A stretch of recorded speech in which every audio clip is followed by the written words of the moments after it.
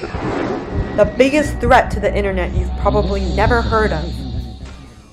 The TPP is the Trans-Pacific Partnership Agreement. TPP is a trade agreement being negotiated between more than 12 countries around the Pacific region. It has more than 26 chapters, and it covers a broad spectrum of issues, from trade of dairy, meat, textiles, and automobiles, to financial regulation, to labor regulations, and more. But one chapter poses a huge threat to the internet: the chapter concerning intellectual property enforcement. We can't exactly know what's in that chapter because TPP is being negotiated in secret through a series of backroom deals that shut out the public. Trade officials won't release the text of the agreement or even tell us what their policy positions are on any issue. One thing we know is that while the public is shut out of the negotiating process, private corporate interests aren't.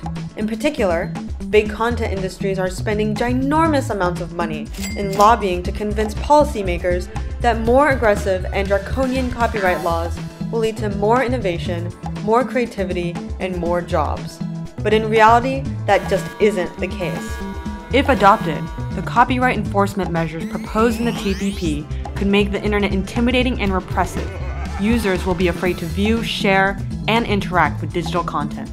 An early version of the text has been leaked, and you should be worried about what's inside. Internet service providers could be forced to become private copyright enforcers, lest they risk liability for the content posted by their users. While the TPP includes certain protection from liability, experience with similar provisions in the US suggests that ISPs will be encouraged to take down, filter, and block legitimate content, requiring only a private notice from an alleged copyright holder.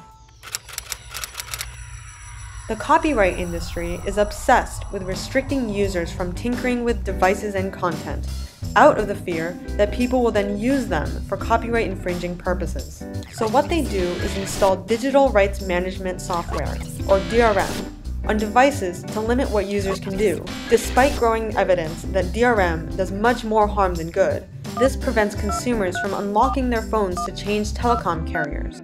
Artists, like documentary filmmakers, who break encryption on a DVD or sample online streaming videos could face legal threats, even if the videos they create are legal.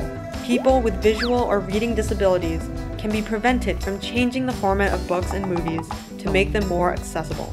Not only that, DRM, backed by the full force of the law, can be used to stifle competition. For example, a company can block unauthorized software or content from working with their devices just by enabling DRM. Corporations claim that DRM is necessary to fight copyright infringement online and keep consumers safe from viruses.